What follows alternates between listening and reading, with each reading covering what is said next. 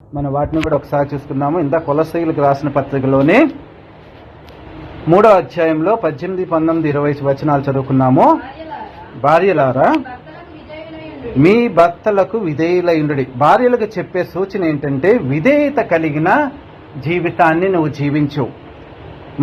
మరి ఇది ప్రభువును బట్టి యుక్తమై ఉన్నది. అంటే దేవుడు చెప్పిన చట్టం ప్రకారము ప్రతి దాని బైబిల్ గ్రంథంలో దేవుడు ఏం చెప్తుందంటే భార్యలారా మీ భర్తలకు విధేయులయుండి. ఇది ప్రభువును బట్టి యుక్తము. అంటే నీ జీవితంలో యుక్తమైనది ఏదైనా ఉందంటే నీవు ప్రేమించే భర్తతో నీ జీవితాంతం జీవించే భర్తకి నువ్వు విధేయత కలిగి ఉంటే అలాంటి జీవితాన్ని జీవించు అని బైబిల్ గ్రంథం చెప్తుంది. రెండోది వచ్చేటప్పటికల్లా భర్తలారా మీ భార్యలను ప్రేమించుడి, వారిని నిష్ఠూర పెట్టకుడి. భర్తలకి దేవుడు ఏం చెప్తున్నాడంటే భార్యలనేమో విధేయత కలిగి దేవుడి యొక్క ఆలోచన చొప్పున భర్త ప్రేమను గెలుచుకునేటట్లుగా మీ జీవిత విధానాన్ని జీవించండి అని భార్యలకి చెప్పిన దేవుడు భర్తలకు ఏం చెప్తున్నాడంటే మీ భార్యల్ని ప్రేమించండి, మీ భార్యల్ని ప్రేమించండి. వాళ్ళని నిష్ఠూరు పెట్టొద్దు. వాళ్ళని మనస్సుని బాధపరిచే మాటలతో వాళ్ళని నిష్ఠూరు పెట్టుకోకుండా ఎప్పుడూ ప్రేమని పంచి పెట్టండి అని చెప్తున్నాడు. ఎందుకంటే 20 సంవత్సరాలు కానీ ఎన్నో సంవత్సరాలు తల్లిదండ్రులు ఎంతో గారాభంగా పెంచుకున్న ఆ బిడ్డని నీకు జీవితకాలమంతా నీతో కలిసి జీవించటానికి నీకు ఇచ్చి వాళ్ళు ఎంతో సంతోషంగా వివాహం జరిగించి నువ్వు జీవితమంతా సంతోషంగా చూసుకుంటావన్న ఉద్దేశంతో నీ జీవితంలోకి ఆ బిడ్డని ఇచ్చి నీ యొక్క భార్యగా చేసినందుకు గాను నీవు జీవితకాలమంతా ప్రేమిస్తానని ప్రమాణం చేస్తావు. నేను జీవించినంత కాలం, నా జీవిత కాలమంతా ప్రతి దానిలోనూ అన్ని విషయాల్లో నేను నీకు తోడై ఉండి నిన్ను ఆదరించి ప్రేమించి కలకాలము నీతో ఉంటానని నీవు చేసిన ఆ వాగ్దానాన్ని వివాహ దినాన్న ప్రతి క్షణము తలుచుకుంటూ ఆ బిడ్డను ప్రేమిస్తూ ఎప్పుడూ నిష్ఠూరమైన మాటలు మాట్లాడొద్దని బైబిల్ గ్రంథం చెప్తుంది. విధేయత కలిగిన జీవితము భార్య కలిగి ఉండాలి. ప్రేమించే అంత ప్రేమను పంచిపెట్టే అంత జీవితము భర్త కలిగి ఉండాలని బైబిల్ గ్రంథం చెప్తుంది. మరలా పిల్లలకు కూడా చెప్తుంది, పిల్లలారా అన్ని విషయంలోనూ మీ తల్లిదండ్రుల మాట వినండి. మీ ఇద్దరికి పెళ్ళైపోయింది అని మేము స్వతంత్రులం అని చెప్పేసేసి మీ ఇద్దరు మీ ఇష్టానుసారంగా మేము పెద్దలం అయిపోయి ఉండటానికి వీల్లేదు. మీ తల్లిదండ్రుల మాటను వినాలి.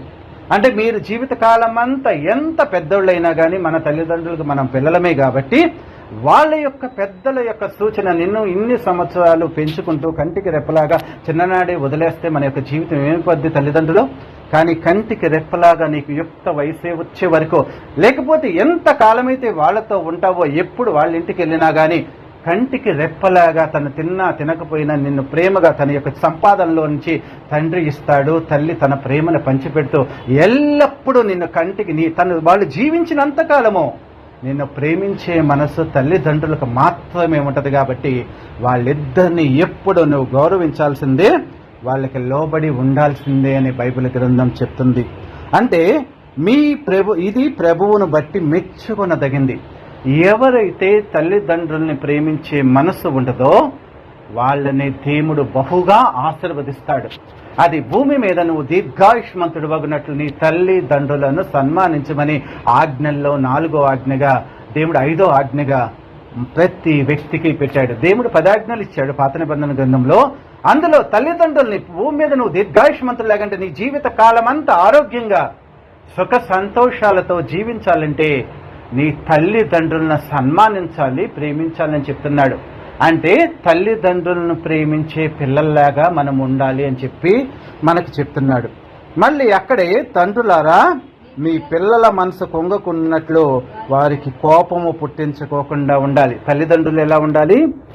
పిల్లలని వాళ్ళ మనసు కొంగుకోకుండా, వాళ్ళకి కోపం పుట్టించుకోకుండా ప్రేమతో వాళ్ళని పెంచాలి అని దేవుడు చెప్తున్నాడు.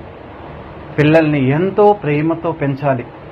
ఎంతో అంటే వాళ్ళకి నీ దగ్గర దొరికినంత ప్రేమ ప్రపంచంలో ఎక్కడ దొరకనంతగా తల్లిదండ్రులు కానీ వాళ్ళకి ప్రేమను చూపిస్తే మీ మీద ప్రేమ వాళ్ళు జీవించినంత కాలం ఉంటుంది. కాబట్టి ఇలాంటి గొప్ప కుటుంబ బాంధవ్యంలోని బంధాలలో ఉన్న మాధుర్యమైన జీవిత విధానాన్ని దేవుడు బోధించాడు. అంటే భార్యలు భర్తకి విధేయతగా ఉండాలి, భర్తలు భార్యని ప్రేమించి నిష్ఠూరు పెట్టకూడదు, పిల్లలు ఎప్పుడు తల్లిదండ్రులను వారు జీవించినంతకాలం వాళ్ళని సన్మానిస్తూ, గౌరవిస్తూ, ప్రేమిస్తూ, వాళ్ళని కంటికి రెప్పలాగా వాళ్ళని చక్కగా వాళ్ళని చూస్తూనే ఉండి దీర్ఘాయుష్మంతులు అవడానికి ఆస్కారం పొందాలి.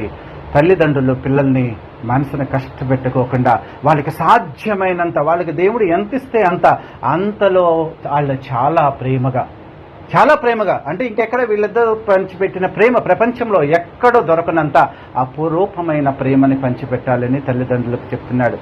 ప్రియమైన దేవుని బిడ్డలారా, క్రైస్తవులమైన మనము అంటే దేవుడు ఇచ్చిన ఈ బాంధవ్యాల్లో జీవించే మనము ఎంతో ప్రేమ కలిగిన వ్యక్తుల్లాగా, ఇతరులకు ఆదర్శవంతమైన వ్యక్తుల్లాగా ఉండాలి.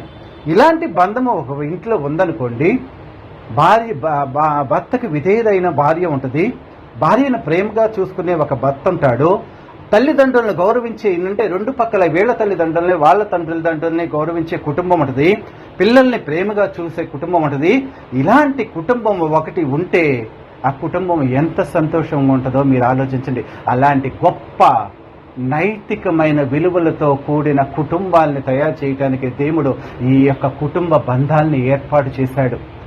భార్య, భర్త, తల్లిదండ్రులు, పిల్లలు వీళ్ళందరూ ఎవరి బాధ్యతల్ని వాళ్ళు సక్రమంగా నిర్వర్తిస్తే ఆ కుటుంబం దేవుడి దృష్టికి యుక్తమైనది, దేవుడికి ఇష్టమై ప్రియమైనది. అంటే అలాంటి కుటుంబంలో దేవుడే వచ్చి నేను ఏర్పాటు చేసిన ఈ కుటుంబము ఇలాంటి బాంధవ్యాలతో కలిగి ఉండాలని నేను చెప్పిన ఆజ్ఞానుసారంగా జీవిస్తున్న ఇటు కుటుంబంలో నేనెందుకు ఉండకూడదని దేవుడు కూడా ఆ కుటుంబానికి యజమానిగా వచ్చి తన యొక్క ఆశీర్వాద దీవెనల మొత్తాన్ని ఆ కుటుంబాన్ని మీద కుమ్మరించి వాళ్ళని ఆశీర్వదిస్తాడు, వాళ్ళని ప్రేమిస్తాడు, సమాజంలో వాళ్ళకి ఘనత కలుగజేసి ఎంతో సంతోషకరమైన జీవితాన్ని ఇస్తాడు అన్న సత్యాన్ని తెలుసుకోండి.